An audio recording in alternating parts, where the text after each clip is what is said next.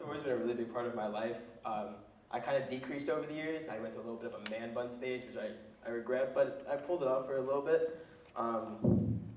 So sports have always been a big part of my life. I've always wanted to be part of teams, like whether it be younger or older. And in 5th grade, I actually peaked as an athlete, I think. I was part of a Little League Baseball championship game, and I was striking out left and right all the time.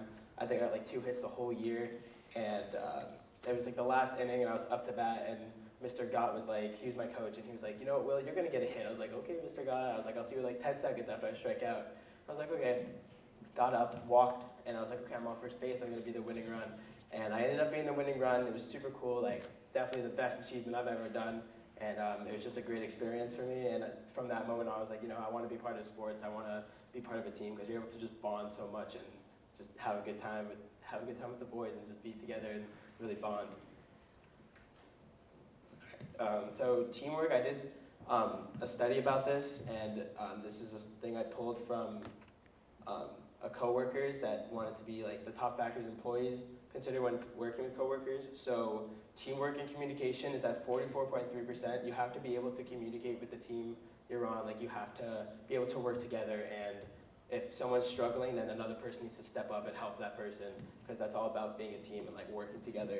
And then in the red is at 26.4, which is knowledge, skills, and talent.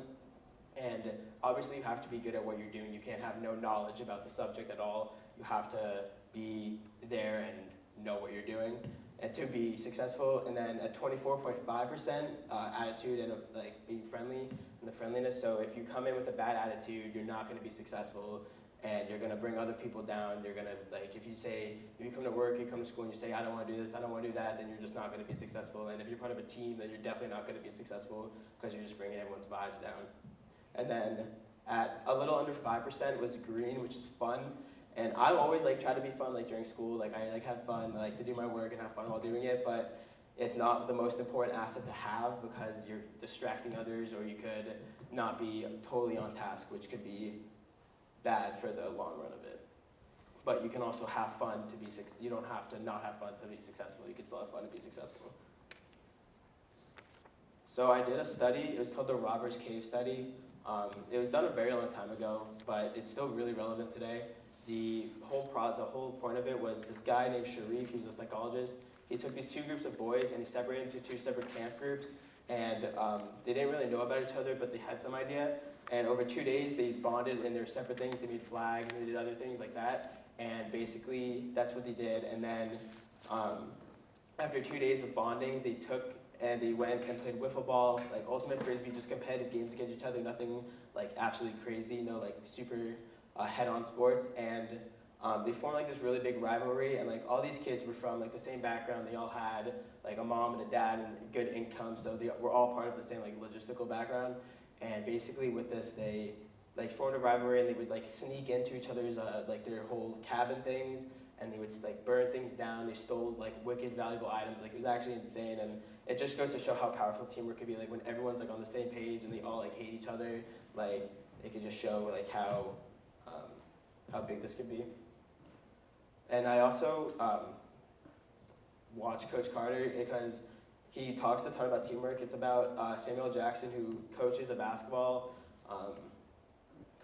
team in Richmond, Virginia, a really like low standard team.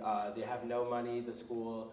All these kids have like lower than 2.3 GPAs. They don't go to college normally. They're usually in jail by like 25. There's a lot of drugs and violence around there, and he just goes in and he wants to make them just one team, and he wants to make them be better as whole people, as like the people together. So yeah, it's basically that. And one of my favorite characters in the movie, his name was Cruz. He was like really stuck up, like he just thought he was better than everyone else. So I kind of like related to that when I was younger. Like I always thought I was way better than everyone else, but it's not true. At like certain things, and he just like really like he quit the team because he was like self-centered. He wanted to be like the best on the team, and he quit. And then to get back on the team, he had to like 500 suicides and 1,000 push-ups in 2 hours, and it's like almost impossible. That's like physically impossible. So the coach said, okay, like you're not back on the team. But then all of his teammates started like helping him out with him, like running suicides and doing the push-ups and everything, and he was able to get back on the team, which was super which was super cool, and it was just a really good team experience. So I interviewed Coach Paul Hogan. He's on the bottom left. He's the older gentleman down there. I interviewed him, and he's been coaching for over 41 years, and he's been coaching at the Tech for over 20, and he coached at Plymouth State for over 20 years as well, and he coached baseball and basketball there, and I've worked with him also at his camps and all that kind of stuff. He is a super good coach. Like, he knows what he's doing. He has like a certain energy that he brings, and like all the players find him like a great guy, and I think he's a good guy. So the thing that I thought was super cool, like the connection I made, was him and Coach Carter. Like, even though Coach Carter is based on a true story, but they depict it really well in the movie, how teamwork and how important it is to be part of one team. And he, in real life, talks about, like, as a real coach, talks about how important it is to be part of a team and how crucial it is to communicate and have certain people be on the court that are going to communicate and not just be there to just play. Like, they all go to classes, they're all doing well at the Tech, like, they're all just part of one big community there. And then if you looked at these two quotes, they're very similar in ways because even though one is from a movie and one's like actually a real person, like, they go hand in hand with each other, even though one's depicted off a movie. So for my senior project, I did a 3v3 basketball tournament here at the high school to raise money for Kristen Evans, who passed away recently. It was one of the coolest things, if not the coolest thing I've ever done in my life. I raised a lot of money, and it was just a really good community sense I got. I had over 35 kids come up, and I had parents emailing me all the time asking me what they can do. I had people texting me if they can donate money, or if I had just a ton of people wanting to be part of this in any sort of way. I had parents donate food. I had Constantly Pizza donate food. Parents came in early to help with decorating. It was just a really cool thing, and I had parents set up lawn chairs and everything to watch their kids. I thought it was going to be more of like they're going to drop their kids off and that kind of thing, but they stayed and they watched their kids and they supported me for my senior project. I thought that was just really cool. And I was on Twitter, and like there was just a really big community thing, and everyone kind of knew a sense about what was going to happen.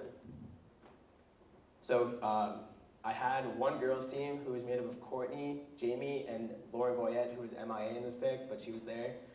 They didn't do that bad. They went pretty far in the tournament, but I was really happy to have Courtney as well as her brother participate in this, because it was just like, it was for them, and I'm happy that they had a good time and they thought it was a good idea, and that I was just really happy that they showed up to it. And then I had a few kids from another school come, and then Finn was there, but I had kids come from another school, and I had 2 schools represented, and it was good to have other schools come in, I think, because I was able to bring in other people into our community to help with one bigger cause, not just have them there to just win the game.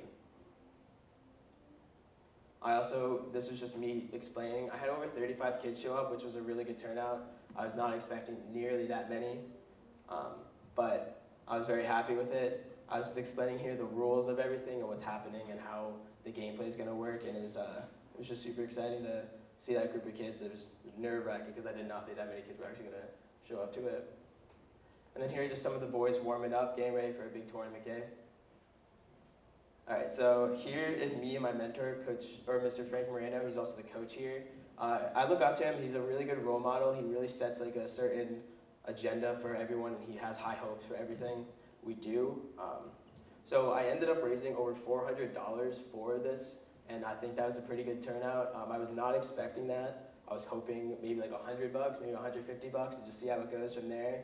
But the fact that I had that much was really just like, it was really amazing, and everyone wanted to be involved, like parents, and it was just a super cool thing. I was able to get that sense from people, and like just by the results of my whole project, the results I had, the money I raised, and the amount of people the mass of people who wanted to be involved, I was able to just like show that when people come together, like anyone can, like, I was not able to do this without the people who were there. So when people come together, they accomplish more than they can just individually.